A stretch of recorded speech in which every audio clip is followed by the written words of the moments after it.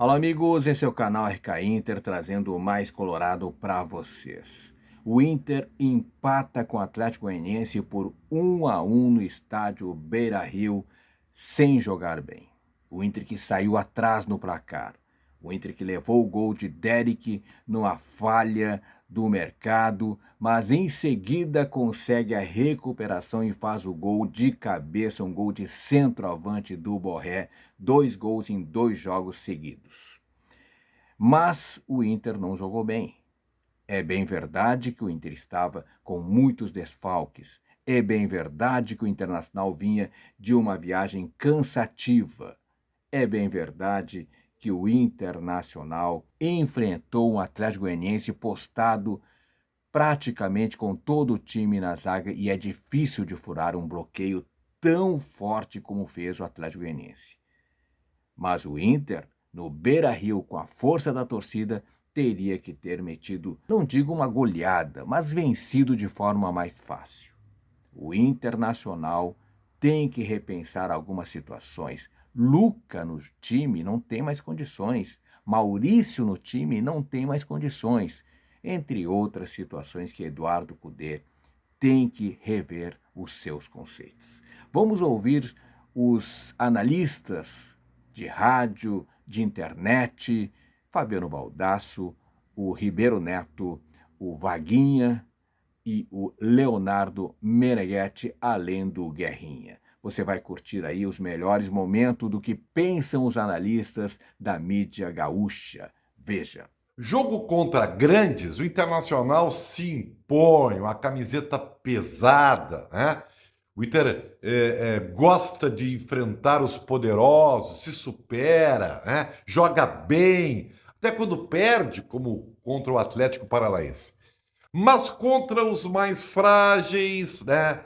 Aqueles que se seguram na defesa, o Internacional, e especialmente no Beira-Rio, que é uma coisa que tem se consolidando há alguns anos. O Inter gosta de pagar o micozinho. Olha, o empate contra o Atlético Goianiense só não foi pior porque o Internacional conseguiu, né, logo depois de tomar um gol, empatar a partida com o primeiro gol do Borré, né, dentro do estádio Beira-Rio, o segundo dele com a camiseta do Internacional. E foi a sorte do Inter, tá? Porque foi um cruzamento do nada do Wesley, o melhor em campo do Inter de novo, a válvula de escape, a única jogada que o Inter tem. E senão a coisa poderia ter sido pior.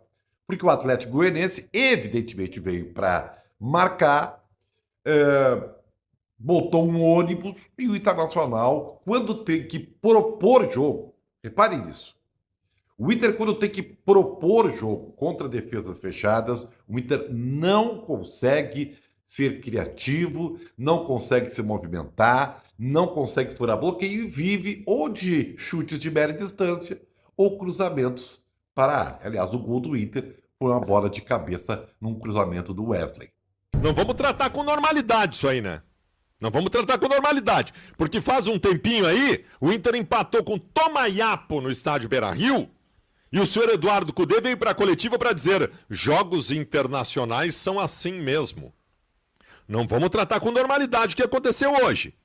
Eu quero ver alguém no vestiário do Internacional dizer: campeonato brasileiro é isso aí, tinha um adversário do outro lado. O que aconteceu hoje no Beira-Rio tem um nome, é muito simples, de poucas letras, se chama fiasco.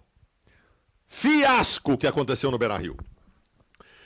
Se por um acaso estão tentando criar um contexto novo no Internacional, histórico no Internacional, de que a gente comece a tratar coisas como a de hoje como normais, eu tô fora disso. Se esse novo Inter que estão querendo pintar aí, da atual direção do Internacional, do atual técnico, um Inter que quando empata com o Tomaiapo, se estão começando a achar isso normal, eu tô fora disso. Para mim, o que aconteceu hoje no Beira-Rio é fiasco. O Internacional, primeiro, vou dar a lista para vocês o porquê é fiasco, tá? Primeiro, porque não jogou bem contra o pior time do campeonato. Segundo, que o Internacional é maior que o Atlético Paranaense. Terceiro, que era no Beira-Rio. Quarto, que a folha de pagamento do Inter é 20 vezes maior que do adversário. Querem que eu trate como? Vocês realmente querem ouvir de alguém hoje? Olha, tinha um adversário do outro lado que tinha os seus méritos. Fiasco, vergonha. Esses jogos, Pedro, que no é o caso de hoje, esse empate contra o Atlético Goianiense, e com todo respeito ao Atlético, que o Atlético está fazendo uma campanha pífia na competição, esses jogos acabam determinando lá no final do campeonato o lugar que tu vai chegar. Tu sonha com o título, tu não pode perder 2 pontos dentro da tua casa para um adversário que ainda não pontuou. Ah, mas ganhou do Palmeiras fora. Sim, eu sei disso, mas se ganhou do Palmeiras, tinha que ter ganho do Atlético. Agora, por que não ganhou do Atlético? E o pior, Pedro, empatar é do jogo, perder do jogo, ganhar do jogo. O pior é que tu desperdiçou o primeiro tempo inteiro. O Nacional no primeiro tempo não jogou. Né? E no segundo tempo ainda criou algumas oportunidades, depois errou em tentar a bola aérea, não é por aí o caminho. Então, o Inter hoje foi uma série de erros e pelos erros perdeu 2 pontos. Eu acho que faltam peças, hoje faltaram peças para ele. As ausências hoje, somada à viagem de Mantra. E outra coisa, né, Pedro? O vestiário sente a responsabilidade que nós vamos brigar pelo título. Eu sou daqueles caras que pensam o seguinte: a prioridade é o próximo jogo. Tenta ganhar o próximo jogo. Quando faltar 5, 6, aí tu faz a conta, diz o que eu preciso? Isso. Agora vamos para as cabeças. Agora nossa tendência é ser campeão. Nós não temos um monte de jogador que estão lesionados. Essa viagem de Mantra foi uma viagem difícil. E aí isso tudo tem um peso daqui a pouco, principalmente quando tu pega um time adversário que não quer sair de trás. Ele quer ficar lá. E ele foi melhor sucedido na estratégia do que do Internacional. Claro que o Cudê talvez pudesse ter feito melhor até no primeiro tempo. Primeiro tempo muito apático do Internacional. Como é que tu vai brigar pelo título brasileiro assim? Como é que tu vai brigar pelo título brasileiro assim? E aí entra aquela coisa assim, ó. Tu ganha do Palmeiras lá. Puxa vida, velho! Ganhamos do Palmeiras lá, um jogo fora que ninguém imaginava que ia ganhar. Olha que 3 pontos preciosos. Aí o que tu faz? Perde 2 pontos no Beira-Rio pro Atlético Goianiense. Sabe o que significa agora aquela vitória contra o Palmeiras? Nada. Nada. Aí tu não vai brigar pelo título. Porque se o Inter continuar com esse folclore dele, de que ganha dos fortes e perde pros pequenos, não vai brigar por nada. Não vai brigar por nada. O jogo de hoje, velho, o time que não ganha o jogo como o de hoje, com esse adversário que nós pegamos aqui, velho, se não mudar muito a história do Internacional na temporada 2024 até agora, aí nós não vamos brigar por nada. Porque, velho, é de novo aquela coisa que eu digo pra vocês do eletrocardiograma. Como é que tu vai confiar no time do Inter? Um tropeço inaceitável do Internacional na noite deste domingo no estádio Beira-Rio. Chegou a estar perdendo para o fraco Atlético Goianiense no segundo tempo, mas através de Borré chegou ao empate, pressionou muito o adversário, mas não conseguiu a vitória. O Inter deixa escapar 2 preciosos pontos em casa diante de uma equipe que até agora acumulava 3 derrotas no campeonato e nenhum ponto conquistado. O fator local, eu quando era guri, no Beira-Rio era o seguinte, a cada 10 partidas do Beira-Rio o Inter ganhava 9. Eu quando era guri é o seguinte, o Inter passava 1 ano e meio sem perder uma partida no Beira-Rio.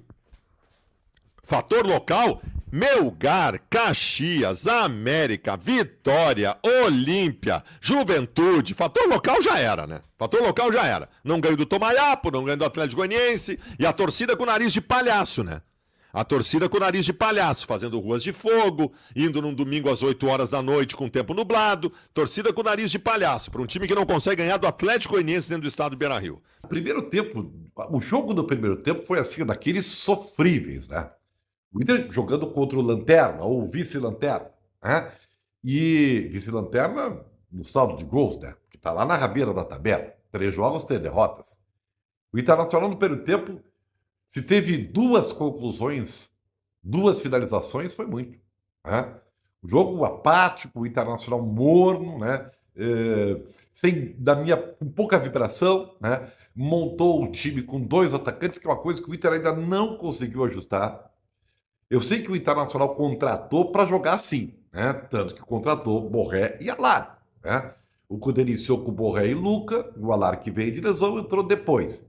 E o Inter não consegue desenvolver com esse esquema ainda. Ainda. Né?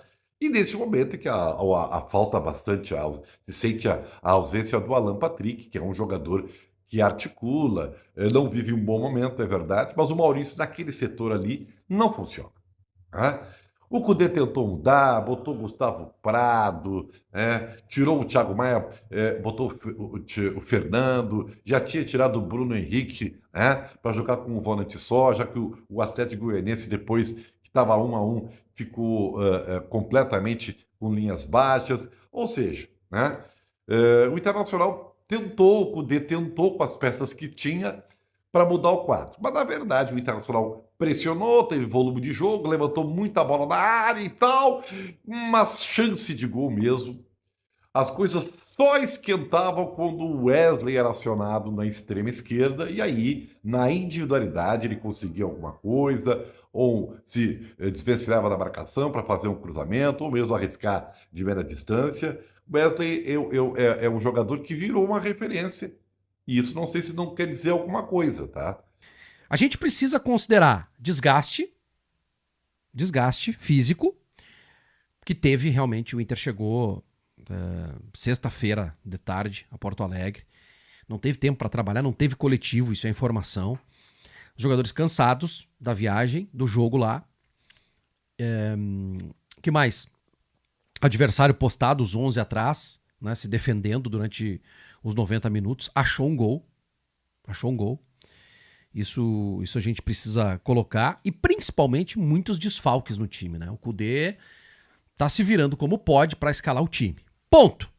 O jogo. Primeiro tempo, 0. O Inter não fez nada no primeiro tempo.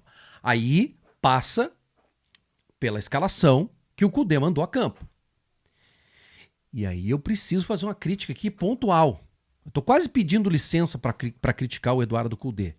Mas vamos lá, para que ele não se ofenda. Só que ele comprou uma briga com a torcida. E aí eu vou ter que defender o torcedor. Mas vamos lá. Por que jogou Luca e não jogou Gustavo Prado? Não tem explicação. O Gustavo Prado tá cansado. 18 anos de idade tá cansado? Não pode ser verdade, né, gente? Não pode ser.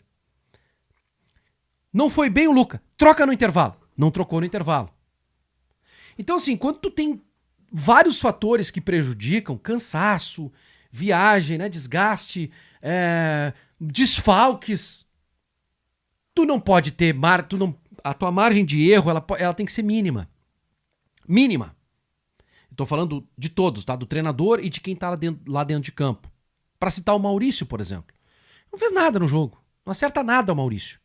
E o Cudê, na entrevista, um dos pontos polêmicos é que ele já garantiu que o Maurício é titular contra o Juventude. Por que o Maurício é titular? Por que o Maurício é titular? O Cudê tá preservando o Maurício, deu uma abraçadeira de capitão pro Maurício. O Cudê tem que preservar os interesses do torcedor do Inter, do clube, e não de A ou B. Ponto. Foi pro intervalo, troca no intervalo, não trocou. Aí depois, Gustavo entrou e o time melhorou. Antes, para ser justo, antes da entrada do Gustavo, o Inter já tinha empatado o jogo com o Borré. O gol é uma falha do mercado. Sem tempo de bola, toma uma caneta e é facilmente batido pelo Derek. Gol, falha do mercado. Ponto. O Inter vai atrás, busca, deu 50 cruzamentos para a área, uma cabeçada só certeira que foi a do Borré.